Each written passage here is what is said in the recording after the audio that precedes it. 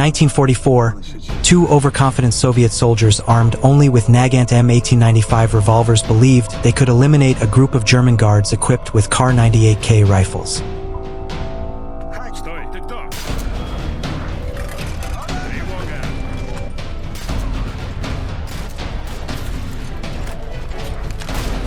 While boldness played a role in many real skirmishes, realistically, such a scenario would require perfect stealth, surprise, and luck, because in a direct firefight, revolvers were no match for superior German firepower.